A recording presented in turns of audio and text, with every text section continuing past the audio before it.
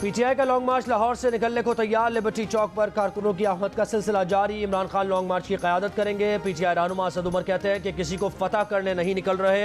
इमरान खान को वज़ीर आज़म बनाने और पीटीआई को हुकूमत वापस करने का मुतालबा भी नहीं। पीटीआई का चार्टर ऑफ डिमांड सिर्फ और सिर्फ इलेक्शन है। मुल्क में मुआशी, समाजी और सियासी बहरान से निकलने का नया इलेक्शन ही रास्ता है। असद उमर की राना सनाउल्लाह पर भी तनकीद। कहा, राना सनाउल्लाह ने लोगों को डराने और खौफजदा करने के लिए बड़ी धमकियां दी, लेकिन उनसे कोई नहीं डर रहा।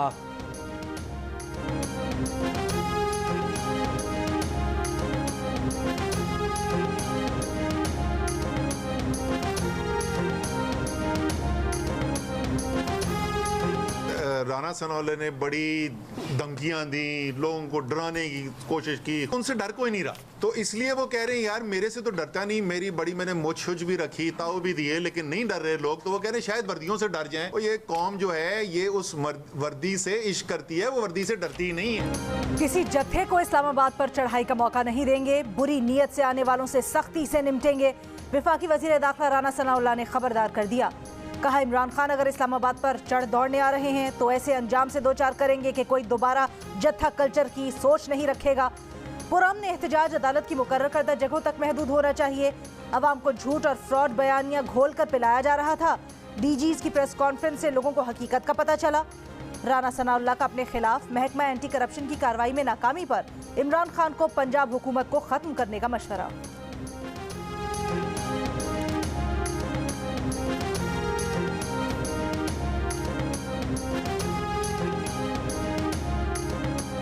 मैं चीफ जस्टिस पाकिस्तान को कहना चाहता हूं, अरशद शरीफ ने आपसे अपील की थी कि नोटिस लें। अगर आपने वो नोटिस लिया होता, आज अरशद शरीफ पाकिस्तान में जिंदा होता। आज अरशद शरीफ की ज़िंदगी की हिफाजत की अगर सुप्रीम कोर्ट के जजेस ने, हाई कोर्ट की जो हमारी अदालतें हैं, इन्होंने आइन पे अमल किया होता, इन्होंने पाकिस्तान के अवाम के आइनी हकूक़ के लिए खड़े होते, तो आज आपको ये जनाजे ना देखने पड़ते जो आपने कल देखे। रहनुमा तहरीक इंसाफ फवाद चौधरी ने फिर चीफ जस्टिस और अदालतों को निशाने पर रख लिया। चीफ जस्टिस ने अरशद शरीफ की अपील पर नोटिस लिया होता तो वो आज पाकिस्तान में जिंदा होते। सुप्रीम कोर्ट और हाई कोर्ट के जजेस इंसानी हुकूक के लिए खड़े नहीं हो सकते तो इस इदारे के लिए इतने बड़े बजट का क्या फ़ायदा। पीटीआई परफेक्ट नहीं, माजी में गलतियाँ की होंगी, लेकिन इमरान खान वो वाहिद लीडर हैं जो निज़ाम बदल सकते हैं।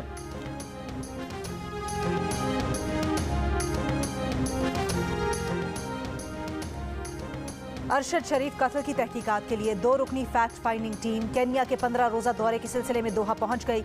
तहकीकाती टीम आज रात नैरोबी पहुंचेगी। पाकिस्तान में केन्यन हाई कमिश्नर का कहना है कि अरशद शरीफ की मौत के मामले पर केन्या के सदर और पाकिस्तानी वज़ीर आज़म के दरमियान राब्ता है। दोनों ममालिक की वज़ारत ख़ारजा मामलात पर मालूमात का तबादला कर रहे हैं। कत्ल में केन्यन पुलिस के किरदार से मुतल्लिक मज़ीद तबसरा नहीं कर सकते। वज़ीर दाखिला राना सनाउल्लाह का कहना है कि अरशद शरीफ से मुतल्लिक सारे मामलात इंक्वायरी कमीशन के सपुर्द कर दिए हैं। कमीशन की रिपोर्ट वज़ारत दाखिला के पास जमा होगी। बहुत सारी चीज़ें सामने आ गई हैं, लेकिन अभी बता नहीं सकते।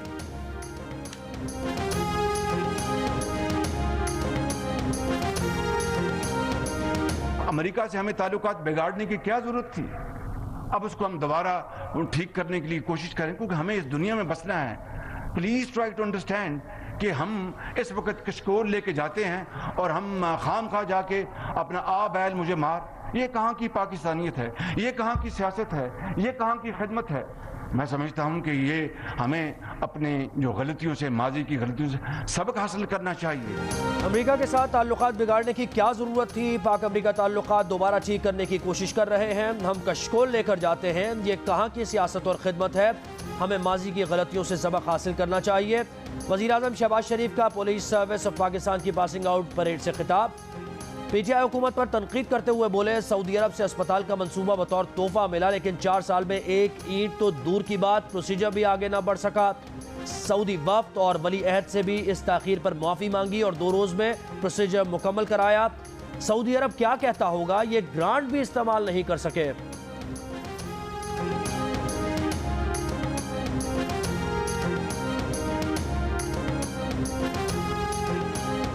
मीर जाफर कहना, मीर सादक कहना, गद्दार कहना, न्यूट्रल कहना, जानवर कहना इसलिए नहीं है कि मेरे अदारे ने, आर्मी चीफ ने गद्दारी की है।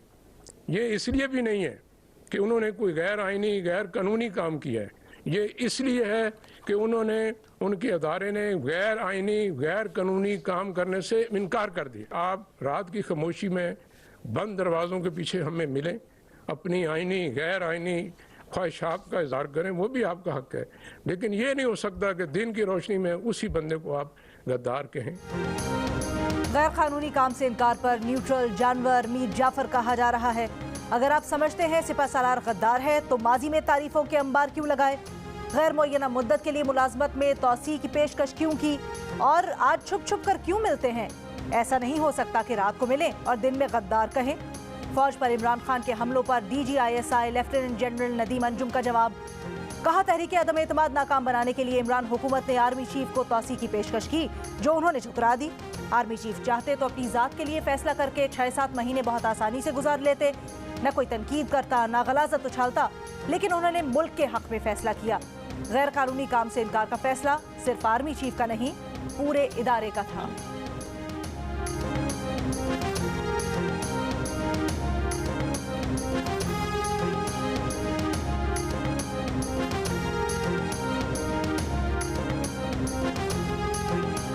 आर्मी चीफ ने 11 मार्च को कामरा में साबिक वज़ीर आज़म से खुद इसका तज़किरा किया था, जिस पर उन्होंने फरमाया कि ये कोई बड़ी बात नहीं।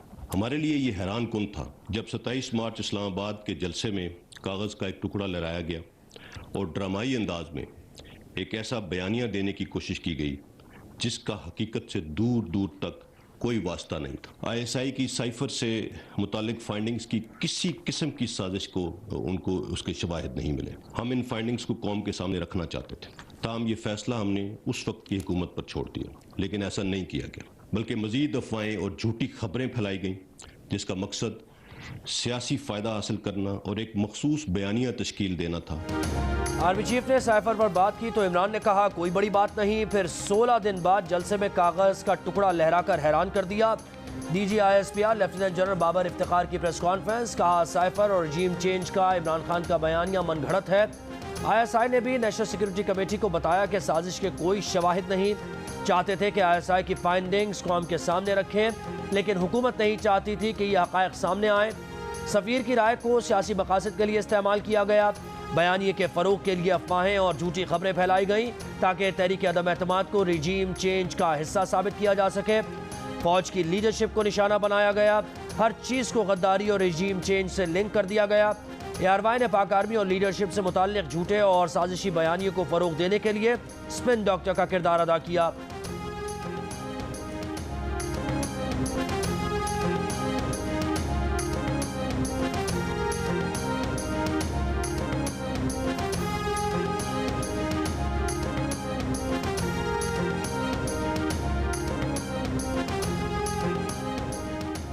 इमरान खान ने army chief general Qamar Javed Bajwa को मजीद तौसी की ऑफर देने का इतराफ़ कर लिया। इंटरव्यू में कहा कि उन्होंने जनरल बाजवा से कहा था कि अगर कोई और आपको ऑफर कर रहा है तो ये ऑफर हम भी आपको कर देते हैं। इमरान खान ने कहा कि फौजी अफसरान की प्रेस कॉन्फ्रेंस का जवाब देने लगूं तो मुल्क को नुकसान पहुंचेगा, यानी फौज को नुकसान पहुंचेगा। फौज हुकूमत का इदारा है, हुकूमती इदारे के सरबराह आके प्रेस कॉन्फ्रेंस कर रहे हैं, साथ कहते हैं कि हम सियासत में नहीं। साइफर की तहकीक के बजाय इसे कवर अप करने की कोशिश की जा रही है।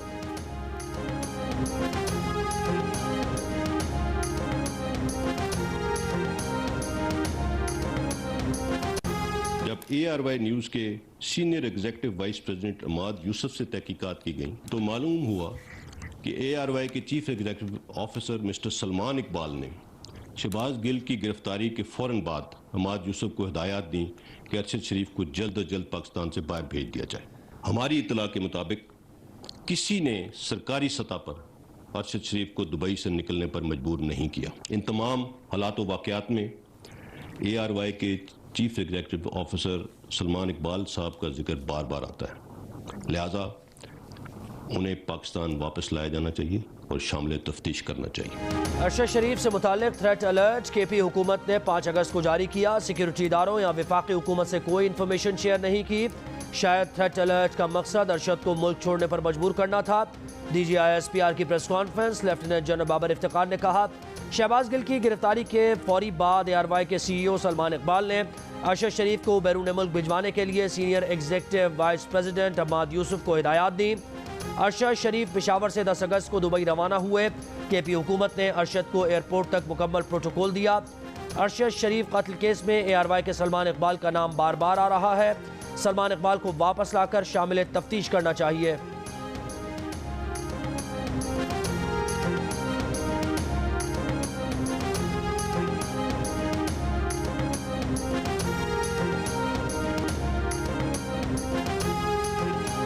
जो MPAs हैं जिनके नाम दिए गए थे, उन तीनों ने अपनी स्टेटमेंट जारी की है और उन्होंने कहा कि सवाल ही पैदा नहीं होता कि हम तहरीक इंसाफ छोड़ें।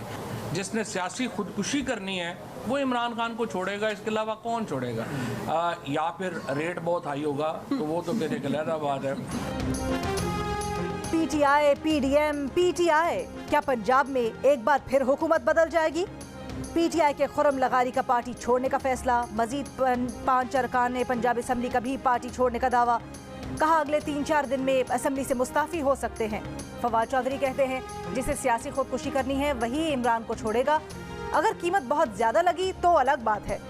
वजीर आजम के सोशल मीडिया के फोकल पर्सन अहमद जवाद ने इस्तीफा दे दिया है। मजीद इस्तीफे नून लीग से आएंगे, PTI से नहीं।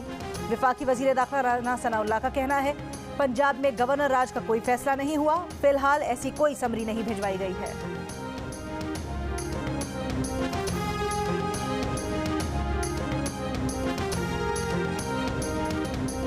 T20 वर्ल्ड कप सेमीफाइनल में जाने का चांस अब भी बरकरार। पाकिस्तान को बकिया तमाम राउंड मैचेस अच्छे मार्जिन से जीतने होंगे। भारत को भी अपने तमाम मैचेस जीतने होंगे।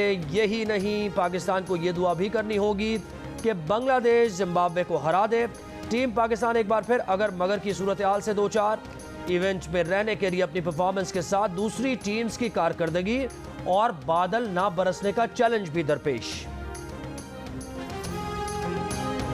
अगली बार असली मिस्टर बीन भेजना, जिम्बाब्वे के सदर का पाकिस्तान को पैगाम। अपनी टीम को जीत की मुबारकबाद। वजीर आजम शहबाज शरीफ ने जवाब दिया, हमारे पास असली मिस्टर बीन तो नहीं, लेकिन क्रिकेट का हकीकी जज्बा है। हम पाकिस्तानियों को हारते हारते फिर से जीत जाने की दिलचस्प आदत है। जनाब सदर मुबारक हो, आपकी टीम ने अच्छा खेला। ये इस काबिल नहीं है कि ये अब पाकिस्तान में भी रहें। हम लोगों ने इतनी उम्मीदें लगाई होती हैं, यकीन करें कि मेरी पूरी फैमिली, उनको इतना दुख हुआ है कि हम 130 नहीं चेज कर सकते। दोस्तियां यारियां पालोगे तो यही काम होएगा। इंसल्ट की बात है कि पहले हम लोग इंडिया से भी हार गए हैं, अब जिम्बाब्वे से भी हार गए हैं। वैसे हम कहने को हम अपने आप को एशियन टाइगर कहते हैं। कल के मैच में हमने 7 बॉलर खिलाए हैं, 2 बैट्समैन हैं, कैसे हमने सरवाइव करना था। जीतना होता तो पहले इन्होंने अच्छी परफॉर्मेंस दिखाई होती तो करते ना। वफाकी वजीर दाखिला राना सनाउल्लाह को गिरफ्तार नहीं करना तो केस अभी खत्म कर देते हैं, वरना जवाब देना होगा। गलत बयानी पर देखेंगे आप कैसे DG एंटी करप्शन रह सकते हैं। लाहौर हाईकोर्ट रावलपिंडी बेंच में DG एंटी करप्शन की सरजनिश। DG एंटी करप्शन ने कहा राना सनाउल्लाह को गिरफ्तार नहीं करना चाहते। अदालत ने कहा आपने राना सनाउल्लाह के खिलाफ गलत बयानी करके वारंट गिरफ्तारी हासिल किए। आपका इदारा सियासी टूल बन चुका है। एक आता है मुकदमा बनाता है, कोई दूसरा आता है मुकदमा खारिज करता है।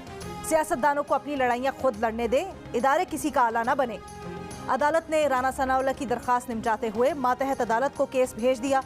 कहा राना सनाउल्लाह की जजा और सजा का फैसला ट्रायल कोर्ट करेगा। राशन नहीं दिया है, हमारे छोटे छोटे बच्चे हैं, ये भी बीमार पड़ा हुआ है। सारे जो बच्चे हैं सारे बीमार हो गए हैं। यहाँ गाड़ी गुजर के जाती है, वहाँ से आती है, यहाँ जाती है, हम रोकते हैं वो रुकते ही नहीं है। 2 महीने हो गए हैं सही सैलाब को। ये 2 महीने में पानी खड़ा है सारे शहर में, सारे तहसील में। तो अभी सर्दियाँ आ रहे हैं, 10-15 दिन के बाद इतनी सर्दी पड़ेगी। ये छोटे बच्चे हैं, ये तो ऐसे ही मर जाएंगे। सैलाब मुतासरीन के लिए वबाई अमराज के बाद सर्दी का चैलेंज। खैरपुर नाथन शाह में मुतासरीन का कहना है कि वबाई अमराज से मुतादिद बच्चे जान से हाथ धो बैठे। अब सर्दियाँ सर पर हैं, बच्चों को कैसे सख्त मौसम से बचाएंगे।